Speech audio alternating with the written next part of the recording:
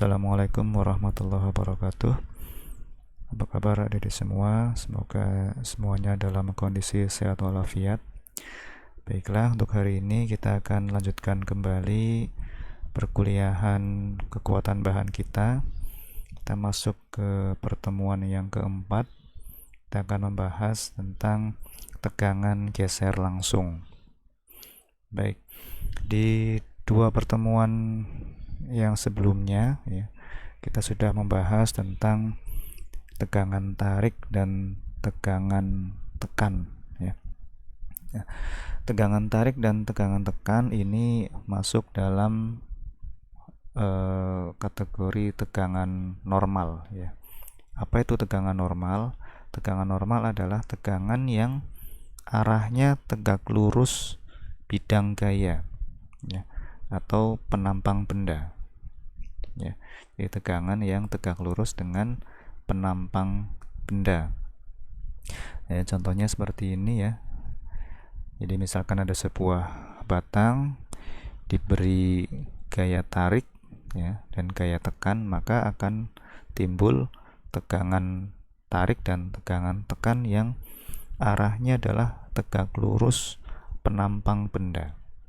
Jadi kalau penampang bendanya di sini ya, yang lingkaran ini di penampang benda, maka arah gaya dan arah tegangannya tegak lurus dengan penampang benda. Demikian juga dengan yang tekanan, arah gaya dan arah tegangannya itu tegak lurus dengan penampang benda. Itu yang dinamakan dengan tegangan normal ya. Kita sudah membahas itu. Nah, untuk hari ini kita masuk ke tegangan geser. Nah, kalau tegangan geser ini termasuk tegangan tangensial ya. Apa itu tegangan tangensial? Itu tegangan yang arahnya sejajar bidang gaya atau sejajar dengan penampang benda ya. Tegangan yang arahnya sejajar dengan penampang benda. Contohnya seperti ini ya. Kalau ada dua buah plat ya, dua buah plat ini kemudian disambung dengan menggunakan paku keling ya. Disambung dengan paku keling, kemudian masing-masing plat ini diberi gaya tarik ya. Gaya tarik sebesar P ya, ke arah kiri dan ke arah kanan. Nah, yang kita lihat di sini adalah pada paku kelingnya, bukan pada batang ini, tapi pada paku kelingnya. Ya, pada paku kelingnya, maka pada paku keling ini akan timbul tegangan tarik ya. Jadi kalau kita perbesar misalkan ya. Nah, di contoh ini pada paku kelingnya ini akan ada gaya tarik ya. Taruh misalkan Fs ya. Fs ini maksudnya gaya geser ya. Shear force ya, S-nya itu adalah shear, geser ya. F-nya adalah force. Maka pada paku keling ini, di penampang ini ya, pada bagian tengahnya sini tuh akan ada akan timbul tegangan geser ya, tegangan geser tarik. Ya, di sini jadi ini penampangnya di sini ya. Ini penampang paku kelingnya, penampang bendanya ini. Sedangkan gaya gesernya ke arah horizontal. Sehingga di sini penampang benda itu sejajar dengan gaya tarik atau tegangan tarik. Ya, makanya ini dinamakan dengan tegangan geser.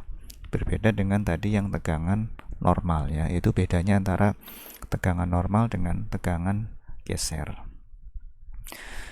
Nah, bagaimana cara menghitungnya atau besarannya? Ya, hampir sama dengan yang tegangan normal ya. Kalau tegangan normal simbolnya adalah sigma ya. Tegangan normal simbolnya sigma, masih ingat ya? Sigma sama dengan P per A ya. Jadi tegangan sama dengan gaya dibagi dengan luas penampang. Nah, untuk tegangan geser juga hampir sama. Hanya dibedakan di sini untuk simbolnya, untuk tegangan geser menggunakan simbol tau. Ya, kalau tegangan normal sigma, kalau tegangan geser simbolnya tau. Nah, untuk membedakan untuk gaya gesernya, ya, ini menggunakan simbol Fs. Ya, S ini dari kata shear. Ya. Jadi shear force, tegangan gaya geser. Sedangkan A ini adalah luas penampang. Jadi tegangan geser sama dengan gaya geser dibagi dengan luas penampang benda. Tau sama dengan Fs per A. Satuannya juga sama. Ya, untuk tegangan geser satuan SI-nya Newton per meter persegi atau pound per inci persegi. Ya. Untuk tegangan normal juga sama satuannya. Gaya geser juga sama seperti gaya normal ya, satuan SI-nya Newton, satuan Britishnya adalah pound. Kalau luas benda, luas penampang benda meter persegi atau inci persegi. Ya, jadi secara prinsip hampir sama, hanya yang membedakan adalah arah. Ya, arah gaya atau arah tegangan itu sejajar dengan luas penampang benda. Ya, itu bedanya dengan yang tegangan normal. Jadi contohnya ini kalau kita gambarkan seperti ini ya. Jadi kalau ada sebuah silinder misalkan seperti ini ya, silinder atau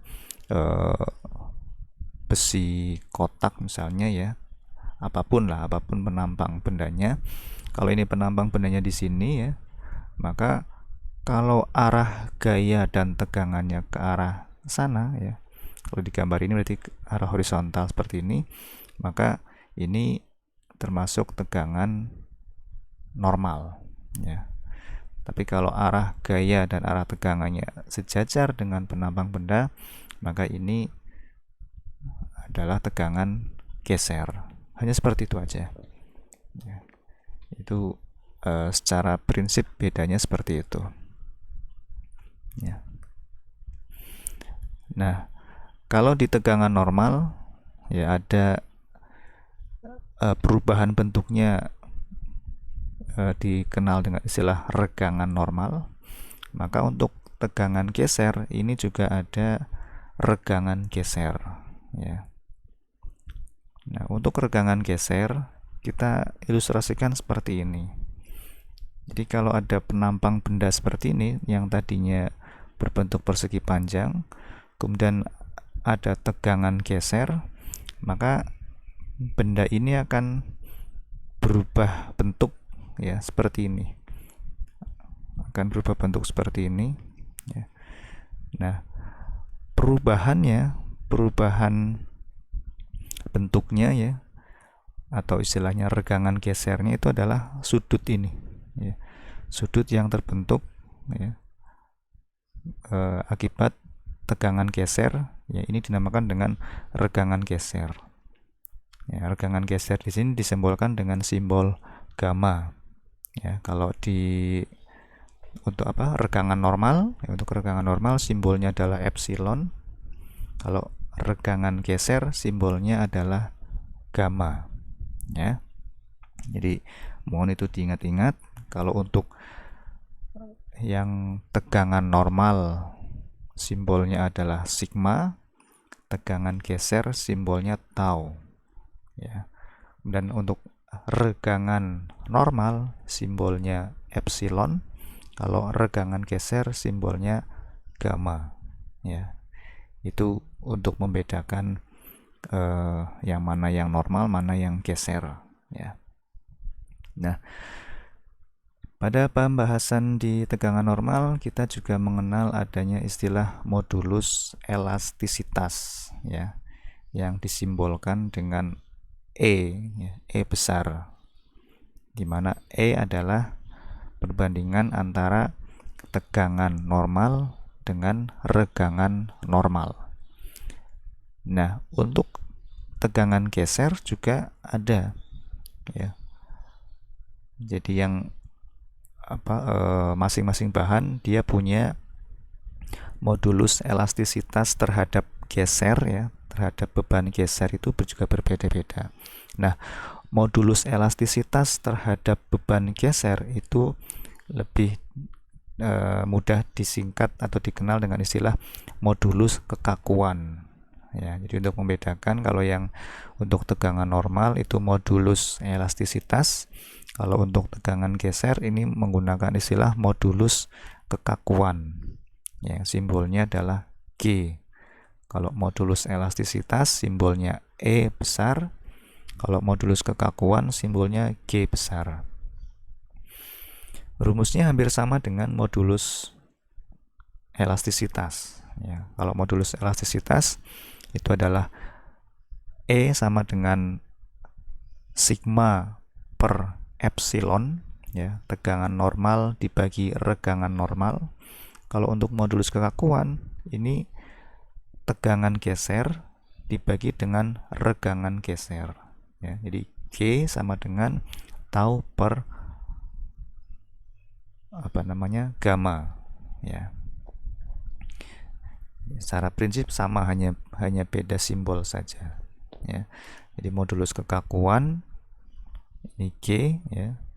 Kalau tegangan geser ini tau, regangan geser satuannya simbolnya adalah gamma ya. Nah,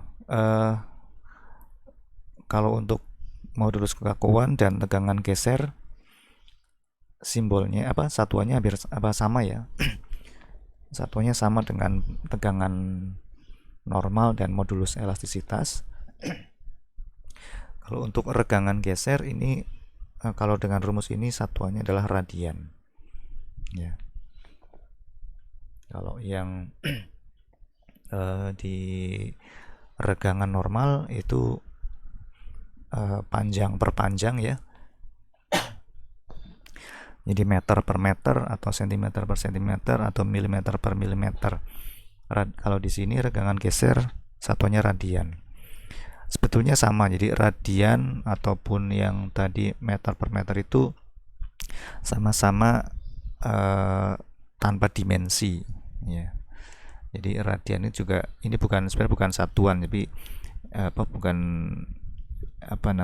jadi ini bukan dimensi ya. Jadi sama halnya dengan yang di regangan normal ya, meter per meter, milimeter per milimeter ya, dimensionless istilahnya ya. Hanya untuk membedakan ini menggunakan radian.